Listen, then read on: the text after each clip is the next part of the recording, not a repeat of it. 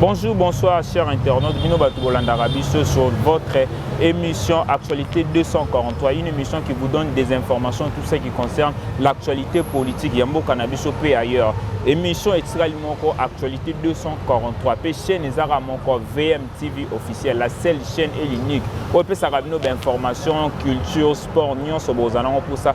Vous s'abonner à la chaîne VMTV officielle, chaîne extrêmement vous s'abonner vraiment, vous partager les liens et que ça la biso vraiment bien, surtout votre émission Actualité 243. C'est une émission qui vous donne des informations politiques. Aujourd'hui, je serai avec un cadre, on pourrait dire, mais c'est un analyste politique. Un analyste politique avec lui, Trobeta, vraiment, Babansolo et Belé, avec M. Arclay Kivuka. M. Arclay Kivuka, avec lui, Trobeta, vraiment, Babansolo politique. Azapé, moi, dans le quartier Mbala. Na commune ya Selemba Trobeta ba masolo ebele surtout politique na quartier na bango Selemba ndenge nini makambo ko tambola est-ce que ba député ba voter ba ko sala musala malam to ba ko sala musala malam. Je suis déjà avec mon invité que je dis bonjour. Bonjour Mr. John. Boni Qui me zala ngolo Jonathan Benga John ezaka biso ah donc na sepela bengo John parce que ezaka même comme ezaka ngai en tout cas na sepeli vraiment ko ya na émission na yo ça fait même bon moment la bi ko benga yi to na so ki tango participer. Mais cette fois-ci, nous avons participé à solo et au quartier, et au makambo ya mboka. Parce que Trobeta makambo ya quartier peut être mboka, mais non c'est plutôt banana ya mboka, bon toki na quartier. Pour mboka c'est priorité na biso surtout actualité. Lelo mention ya président ya Assemblée nationale, président Mbosso. Mention wana etangozo yo kangozo salande. Pour moi, nazo kamwa, nazo l'équilibre était que la population. Mbosso est président de l'Assemblée nationale. Un président de l'Assemblée nationale, il faut avoir un rôle dans l'Assemblée nationale. C'est très important. Ce qui ont un rôle dans l'Assemblée nationale, c'est-à-dire que les Arabes emporté. Un président national, il faut avoir un de 1. Ce qui les députés va proposer une loi, il faut exécuter, il faut mettre en place. Mais tout le monde a le président national comme à la contraire, il y a une loi. Nous avons demandé à Adolphe Ndombas. Adolphe a proposé une loi, mais Mbosso Aboyango. Aboyi loi à Adolphe Ndombas. Oui, Aboyango. C'est qu'Aboyango pour y avoir la mouka et qu'on a une union sacrée. Non, mais Aza Moutazo pour le peuple. Loi nous au Babatou a proposé à Aboyango. C'est tout à fait normal. Batouazo les cas, Batouazo Lobo, mais il y a tant ailleurs les cas Loba. Pourquoi Aboyango? Pourquoi? Donc ça veut dire que vraiment autorité de peuple congolais. Pour la ngaï. Même si on destituer vraiment Longwa. À Longwa, parce qu'il ne faut rien. Depuis moi, comme la côte de la pouvoir, qu'est-ce qu'il a fait? Il a dit état président national. Et là on est à Sali pour que tout le monde ait parlement ils ont fonctionné comme exécutation puis il y a un état de siège de ça. Non, exact. Donc ça ça et là on monte. État analyste citoyen congolais, donc il fait absolument rien. C'est que de la part, il y a 5 députés au bazar pour ça à Londres. Ouais, je suis pour. Je suis pour. Parce que Mbosso est président de l'Assemblée nationale, mais en réalité, comme ici, il a une étiquette. En réalité, comme ça, il y a une étiquette, il y a une union sacrée. Il y a une union sacrée comme si c'est que tout ça, on a pour ça, parce que Janine Mabunda. Même Janine Mabunda, c'est la même chose. Il ne faut pas le cabis compétent, ou accoyer, appliquer la loi ou dans l'Assemblée nationale. O aza compétent ndenge bazana ndenge yo monene nani ba rocha wana oza compétent autant ça masolo bien. Alors on tombe dans masolo. Alors on tombe dans masolo. Tout ça analyste, on voit qu'est-ce qu'on a mito, on peut dire mais on ne peut pas le voter parce que tout ça dans la TV. Comprends? Babylone on peut d'ailleurs tout ça dans la maîtrise. Mais tout autant de ma barbe comme nous qui tout à l'année makambo ngo okende tobeta deuxième sujet na biso retour ya Vital Kamerhe na Kinshasa et c'est qui lundi 19 avril 2022 Vital Kamerhe a ça déjà 4 mois libanda retour na ezalak. Est-ce qu'on peut dire retour à Vital Kamerhe zapo akomalelo ministre tonné? Merci Ndeko John, question vraiment intéressant. Kozong ya Vital Kamerhe awa normalement Zambo Kanaye wana ils a problème té. Point à ma casse c'est allé par rapport il y a ministère, c'est-à-dire avec mon premier ministre il y a Kinshasa. ndeko na ngai ekozala na soni ya biso na teka peuple congolais ekozala honteux komona moto oyo ayibi lelo azonga comme premier ministre en mboka et puis nayebi te biso bacongolais tozala d'accord nango te même personnellement nga naza d'accord nango te. Toi tu penses que moto azala condamné la prison, homme politique azala condamné la prison lelo abimi ayemba mona gouvernement, qu'est-ce que tu vas faire? Parce que il peut arranger peut ablo. Non non non non wa les abuso bom de pour gouvernement au marambozo tambola malonga te. Mon cher net yo dabe ça exemple na ba kanyo moto ayibaki na eloko songolo soit tu as le travail d'entreprise mo be to la boutique mo be oyibi ba longolio. Est-ce que ba to ba rozazo ba zo so entreprise impossible pour ba yebi na oyiba. C'est ça. C'est le quoi caméra m'a fait ce programme à 5 jours. Pourquoi 5 jours échoué? Pourquoi? Parce qu'à détourner qui bon. Même moi, la question qu'on est on dit caméra mouille identité n'est comme ça moïbi. Parce que ça mouille toi la position sur le pouvoir. Qu'est-ce qu'il va faire? Donc on va se détourner plus. Au tout le monde bloc au matin. Ba monnaie auto monnaie ba monnaie ba 2000 fois 2500 aujourd'hui c'est 5500. Tout bête appelé le masolo on a payé économie ministre longo mais biloko zo mataka ils a dit à quoi? Donc en tout cas pour moi ils ont le Cameroun tout bon social social social les a recouvert makasi. Et puis tous les ministres au bazo les comme ici ils font comme si bazan la conscience. Bazan la conscience de kolanga. Yo ba pesio tâche. Nous comment te n'habite pas au bazo na biso ba ko ba analyse on a sala. Nous comment te mon ministre économie a quitté aba le quotidien ba prix à marché. Non noté. Azalara na bureau na et puis au tatu mon ta ba tuna ba kasi bo ba agent na et puis ba ko sa musala na. Mais ils ont ça la maté.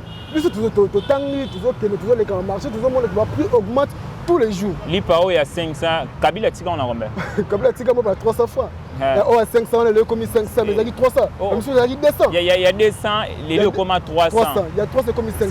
Il y a 500 commis 750. Imaginez. Où nous allons dans ces pays. Imaginez toujours que so ba meli masanga pe vraiment déclarer pe masanga mati.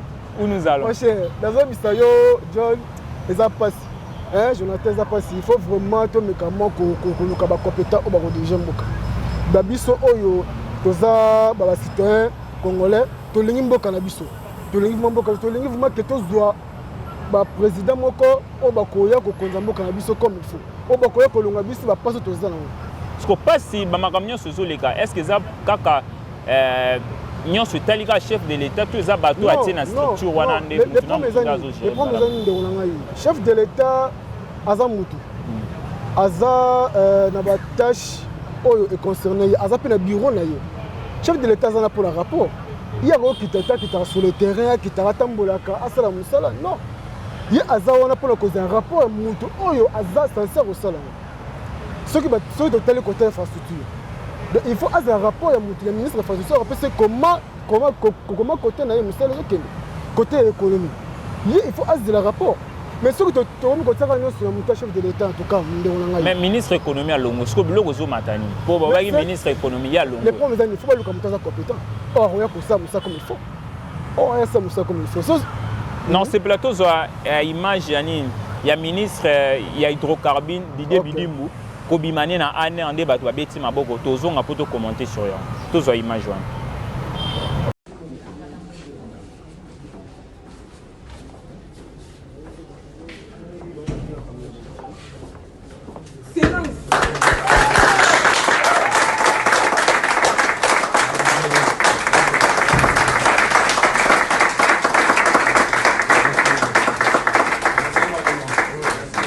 Nous sommes vraiment de retour sur cette belle plateau de votre émission Actualité 243. On a tout la image wana elo moyelinga na mutu mboka oto ebite to kende wabi. Mutu ala na aner. Lobi na ngwa bimi na aner batu na ye ba mo betela e maboko. Mikolo ba benga ele génie blanc Didier Bidimbu. Le génie blanc.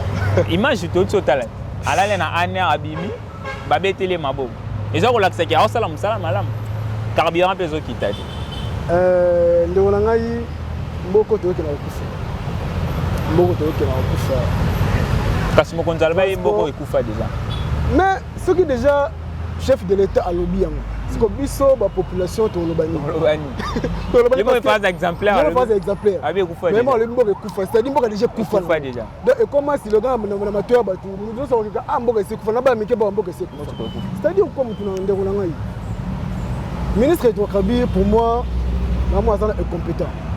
Pourquoi on a besoin de compétence? Azaki vice-ministre à l'éducation. Il est au ministre et tout carbi. C'est-à-dire, peut-être, l'éducation à ça est là, mon côté, bazu bazongi ciel sous mais aïe ce qu'on bon mal sous makambo Italie makambo carburant.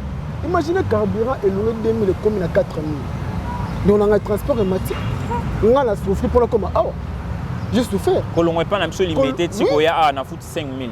Au lieu de 5000, là vous allez retourner dans foot à 7000 à foot 4000 koya transport va passer. Pourquoi et logo mais simple mais ils ont comme grave. Donc on a vu ça ils ont passé. On a dit en heure. Au passé d'avance il faut qu'on s'est interpellé. Na lali pour la makam tellement comme carburant. Et tant que ministre qu'est-ce que je dois faire?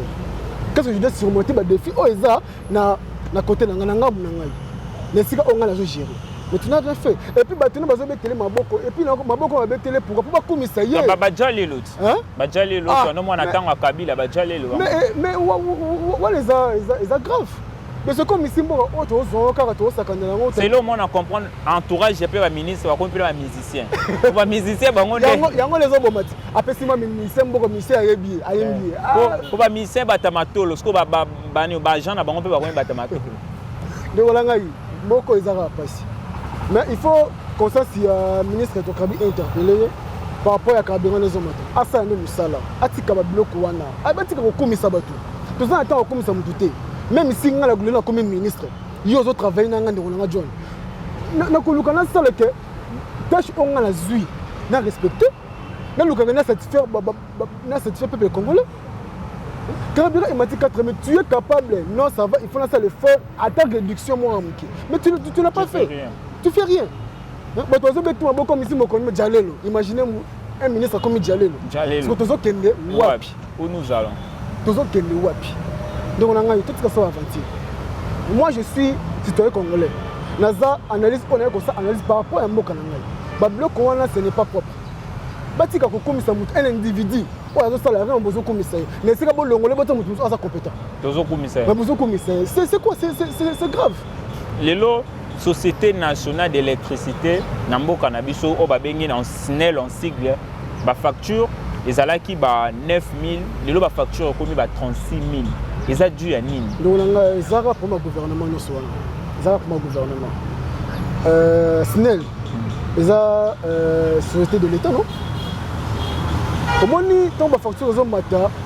Bissomo en d'autres parts, tous les comme si Bissomo est toujours accès. Bissomo est toujours utilisé pour un ending à ma bête. Oui. Bissomo est accès. Comment mon personne ici comme je vais se lemba ou Bissomo courir à passer. Mais facture il y a chaque jour. Mais même si tu vas faire 1 mois, 2 mois, 3 mois, tu vas courant. Pour ça, c'est tout un problème. Mais vous avez facture 9 000, 7 000, mais le facture comme 40 000, 35 000. Mais ce que vous avez limité, facture comme $50. $50. Imaginez 2 portes. Mais nous sommes les commis de détournement. Mais nous avons détourné la population. Nous avons facture 9 000, les commis $50, les commis 80 000, les commis 100 000. Pourquoi? Et puis le peuple en Congolais va souffrir. Le peuple a gagné à Nîmes. C'est ça. Mal exaté, courant exaté. Mais vous avez une facture. Ce qu'on y a mis sans. Mais ça, l'Union européenne, ça lelo na ba konjo ba kumbela biso na ndenge ya ba konzi kaka. O ba kumbela biso message message na l'Europe ça le gouvernement batté en likambo.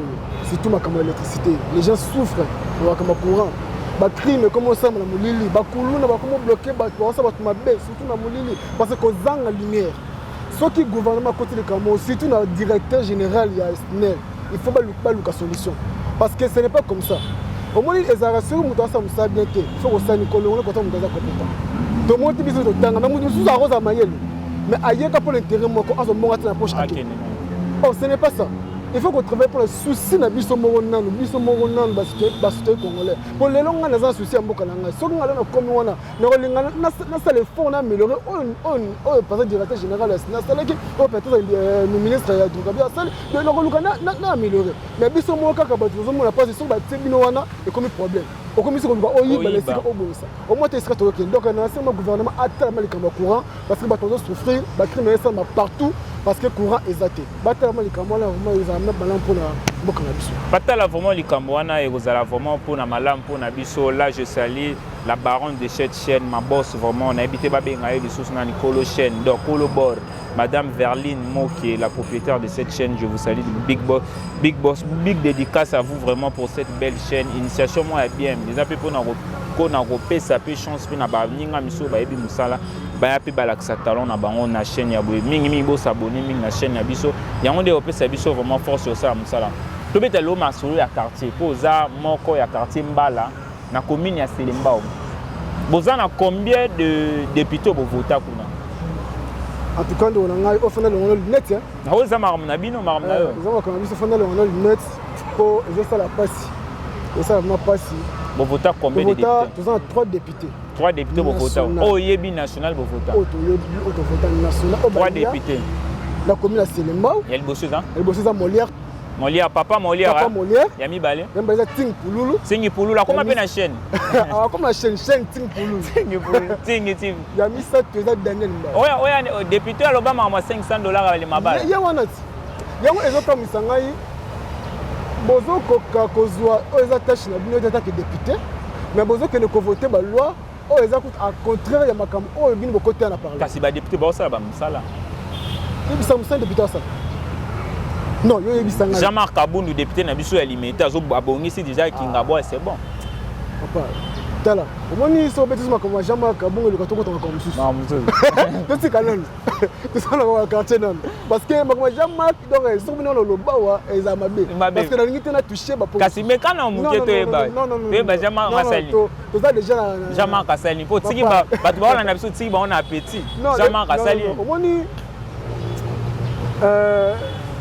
babiloko mosusu fono ntome kanon kotala na baparamètre ndenge tozokende Jean-Marc Kabundu na excellence biso soni makasi temps azobeta masolongo parce que naotala na dignité oyo azalaki nango na ndenge aperdre valeur na ye eza mpasi eza soni akoki kosala babiloko asali te comprends akoki kosala babiloko asali te azalaki premier vice-président assemblée nationale il fallait ayeba comment maîtriser comment koyeba kosala makambo mosusu à la contraire à la loi. Est-ce que yo osomona premier vice-président national ekotemisa mutuka na nzela akomi roulage? Comment otobola bato bapine? Comment roulage? C'est la honte. Et tant que autorité mboka c'est la honte. Le letane ba bengani na l'Assemblée nationale lokola mbuwa. Basali nini? Ba bengani. Mais je te dis vrai naza o na zoloba. Ezande mo pe ba bengana pe ting. Ne pe ba bengana pa molia. Ngaku no c'est so ba benga bango so bengana bango parce qu'ils font rien. Ne ba bengana Daniel Mba. Oui, ba bengana bango. Na Selembao to souffrir mon cher. Na Selembao to souffrir. Mais bango ba kota na parlement qu'est-ce qu'ils font? Mokolo nini baloba ta na commune ngai tala ba souffrance ezali ba passe ezali. Ba difficulté ezali. Mokolo nini? Ting Pouloulou, à l'école à Selembao. École n'est pas comme l'on Ting. Ting Pouloulou. Complexe scolaire. Complexe scolaire. Ting. À l'école à Selembao. On comprend que bah ça n'est pas business. École, chaîne. Donc bah côté bah basi pouvoir pour que bah s'enrichir bango. Or ce n'est pas ça. Na beta sur la quartier ngai. Nga na za na quartier Mbala, na commune à Selembao, na Badading. Na viki ba Badading bona nga na pesi bino mbota trop. Bazola nga na minute. Mais tous on a plus de 7 érosions. 7 érosions. Moi, je suis victime. Le pan, on a biseau et qu'il y a une érosion. Même dans le moment où je te dis, tout ça entre la vie et la mort. Surtout, l'image de l'autre côté là-haut. Oui, tout ça entre la vie et la mort. Je me suis perdre bien à Bango. Pourquoi? Parce que moi, ce que Betty, il n'y a pas moyen. On t'a relé à la tête. Mais tu votes à député. Il y a la propagande, tout le corps, mais ça, n'importe quoi. C'est ça que moi bategela biso ba def biso mapa. Oui mon cher bon to loba. Ba def biso mapa air koki ba ozambongo na mapa baki. Mais elo nga na rosa retourner za présani. Biso moko to sa ba erreur. Député a royal lelo. Depuis que baza pouvoir. To moni ba réalité auto comme la biso. Ba to zo peut-être bien ba érosion ba mbule zo beto ba to zo kufa et ça biso passe. Lelo biso to zo tellement pour ko bundela, quartier biso pour ko bundela mboka na biso. Mais lelo kaka batu wana oh bah les cas bakosa batu na basaka loso bakosa batu na polo na basikre ça qui on va faire ça ça mobimba to bandam c'est ndam mutazo moi ça comme ya loso mais au PC vie mobimba au PC vie mobimba donc mutazo ça comme loso mais pour na vie mobimba pendant 5 ans, a régné pendant 5 ans, a yibi, a enrichi, mais la population va souffrir. Mais quand la bâton attend, on va la propagande en 2023, on va voter Bango ici. Non, on a 5 ans, on a Badadi, on a 5 ans, on a quartier Mbala. Oh, il faut assaler Moussala. Il faut que tout le monde attende Moussam, attendre le boulot moi pour le biseau. Il faut que tout le monde à côté, c'est-à-dire à Ostala et l'eau. Non, c'est plutôt une image. Ok. Bon, on a pour tout. Merci beaucoup.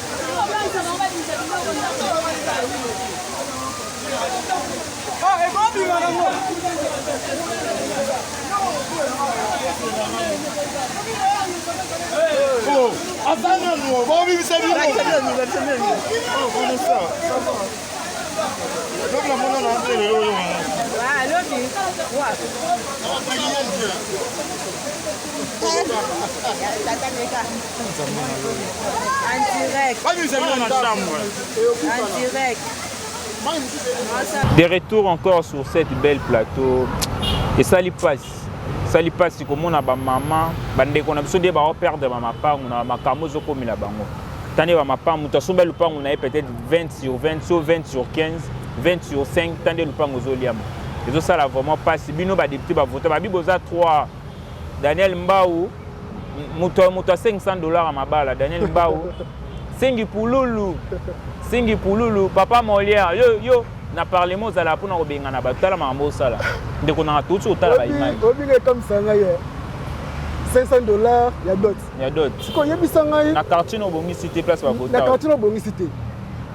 La commune yo et si ka o obimeli obongi cité. Mais aujourd'hui que nous proposons $500, il y a d'autres. Il y a bisa moi na yé. Nani ba obaya. Nani yé est-ce que rolinga muta ba moi na $500. Et cause a peut-être abotani ba na ba cité. Papa, on ne sait pas ngana to za ate éviter. Mais ngana zoloba. Ako za pena bana. Ako za pena ba nièce, ako za pena ba cousine. Comprendre? Ako za pena ba famille. Est-ce que yéna za rolinga ba ko bande ko na to ba ko ba ko ba la moi na $500? Impossible. Impossible. Mais donc comme c'est ça sentiment mon boy, il y a quand on a parlement tellement non moi je vote plus la loi de $500. Non, c'est normal. Tellement le ici quand on oublie parce que les lois qui pouvoir ici heureusement non na yebo voter ngai boy si c'est là. Avant na rappel qu'on a Selimba. Non avant. Il y a des sangai de tala. Au moins nga sala nga passé. Les députés aux en Badadi, candidat député. Par exemple na Badadi. Les lois sont côté parlement dans un mois comme dans ma campagne.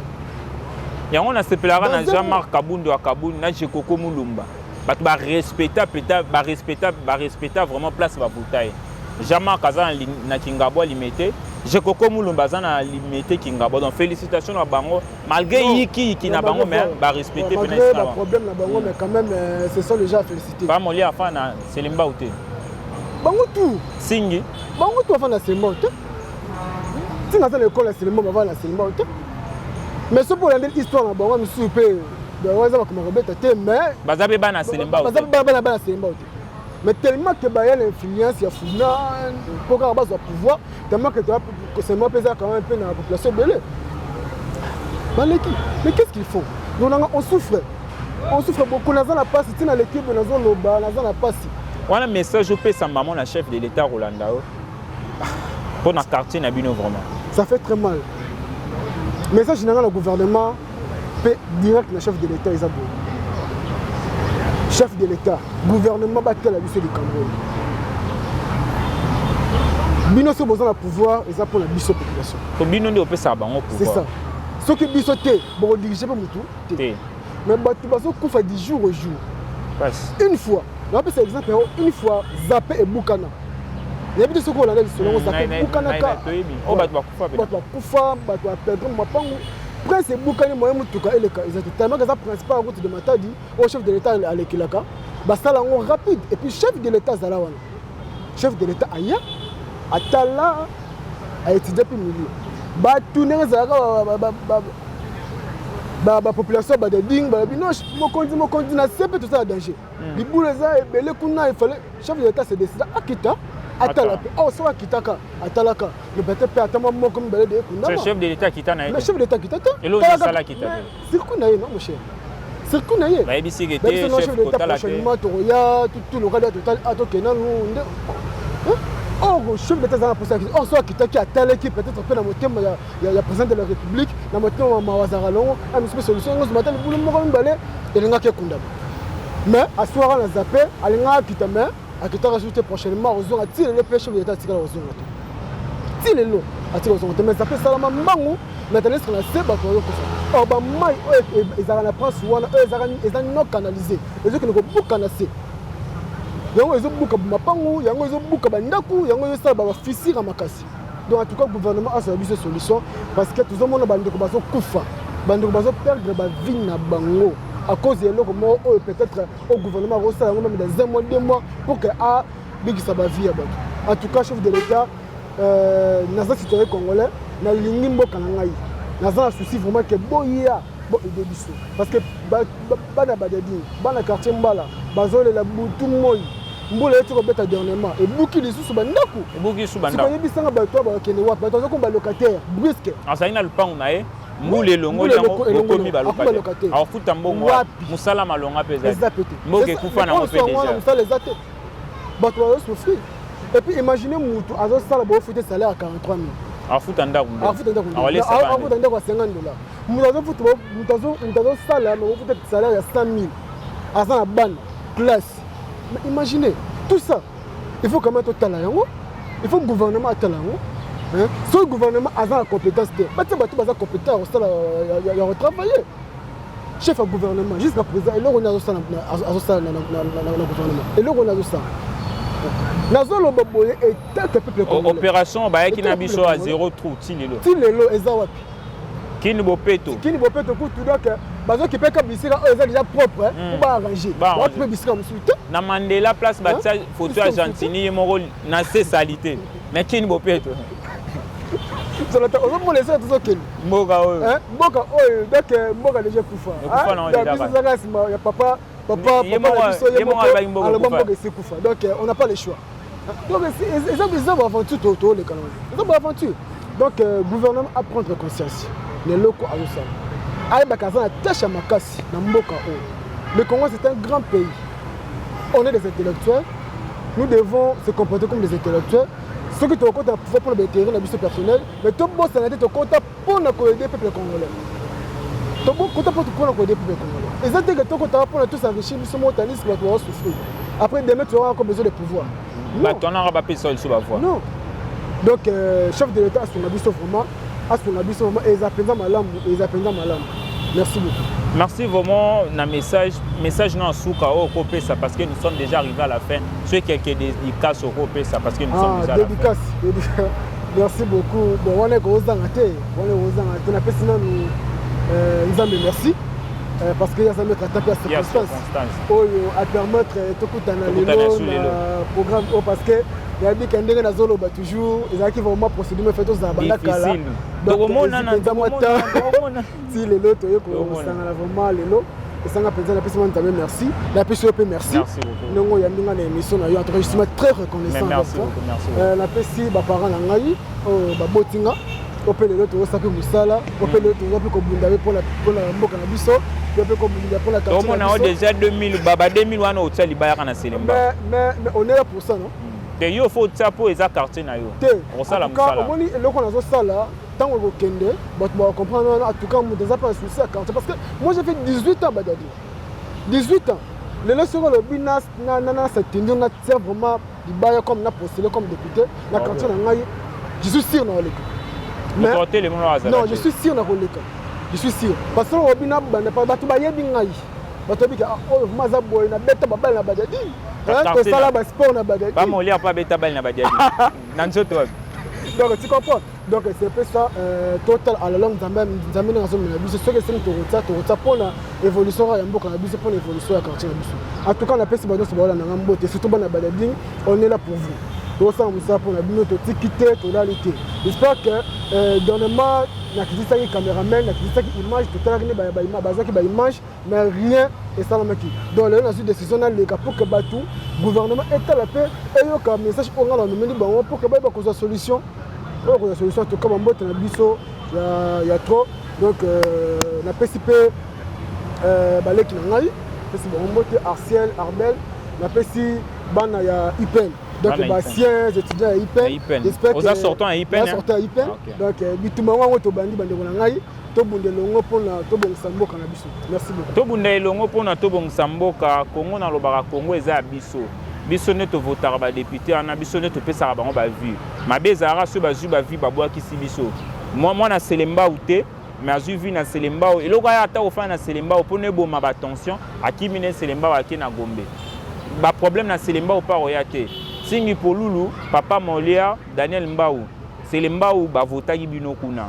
Boki bozonga kuna sika voté bino boko sala musala.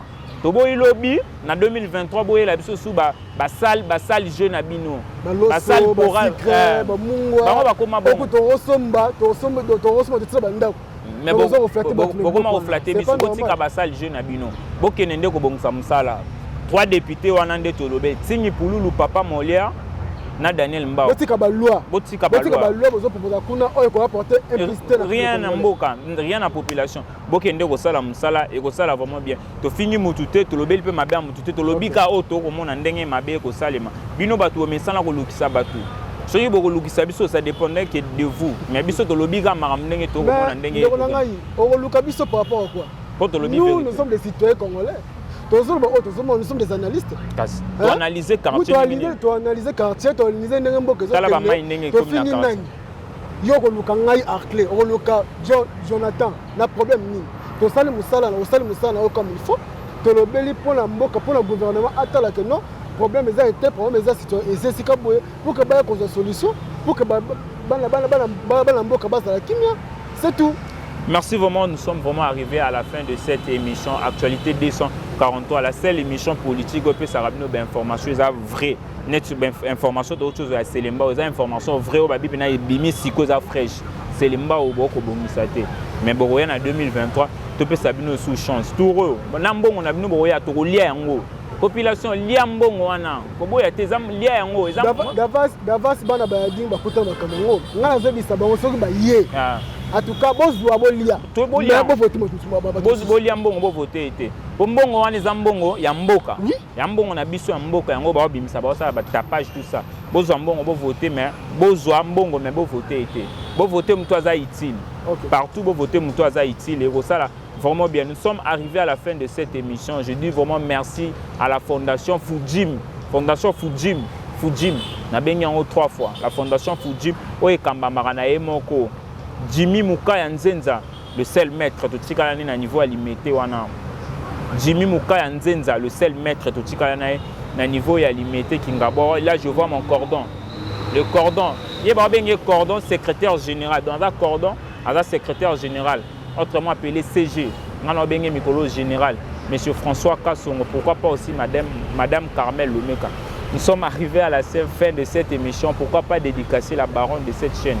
Elle qui nous fait vraiment, elle qui nous donne vraiment l'espace de tourner. Chance Lissous, merci pour la chance et merci pour la confiance dont vous me donnez, Jonathan Kanga. Je suis encore jeune, mais vous m'avez donné cette opportunité ainsi que cette charge, Madame Verlaine Moké. Verlaine Moké, merci vraiment pour toi. Nous sommes arrivés à la fin de cette émission. Tokutanasu, à la prochaine occasion.